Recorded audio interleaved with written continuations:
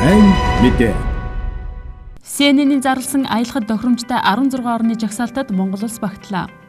Дэлхийн мэдээллийн том сүлжээ CNN дэлхийн улс орнуудаас аялахад тохиромжтой 16 улсыг нэрлсэн дотор Монгол улс багтсан нь манай улсын нэр хүндийг дэлхийн нийтэд сайнаар сурталчилж байна.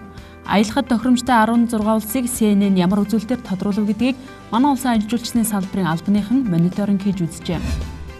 Тэгэхээр энийг бол CNN компани бол маш олон өөрсдийн ийм дотоод хяналтын байгууллагуудтай хөндлөнгийн хяналтын мониторинг хийдэг компаниудтай хамтарч ажилладаг юм лээ.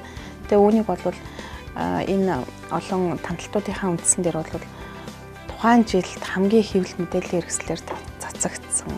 Тэгээд улс орноо хамгийн сайн сурталчилсан. Дээрэс нь аяллаа бусад компаниудад бол бүртгэгдсэн тэр комментууд өөрөөр хэлбэл аялагчд маань буцаж улс орондоо очиод Монгол улс бол үнэхээр бас очиж үзүүртэй улс орнуудын нэг юм аа, зорио очих газар нэг юм аа гэдгийг илтгэсэн энэ бүх мэдээллүүд дээр анализ хийж ингэж гаргадаг.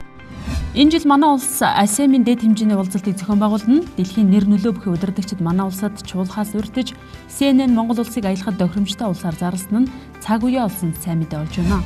Дэлхийн тэргүүлэгч мэдээллийн агентлаг хэвлэл мэдээллийн хамгийн том хэрэгслийн нэг болох CNN-ээр бол зайшгүй зорж очих хэвээр газруудын нэг юм шүү гэдэг энэ мэдээллийг цацуулсандаа бол тулих баяртай байна.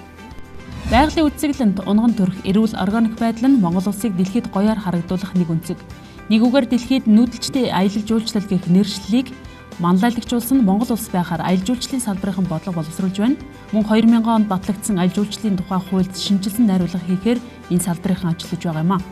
Дэлхийн 200 гаруй улсын аялал жуулчлалын салбарынхны нэг дор цуглуулсан нүүдэлчдийн аялал жуулчлал сэдвт олон улсын хурал эх 10 дугаар сард Улаанбаатар хотноо болох сайн мэдээч энэ салбарт байна. Уг хурлын санхүүжилтийг дэлхийн аялал жуулчдын байгууллага болон нэгдсэн үндэсний байгууллага гаргах юм байна. Сайн мэдээ.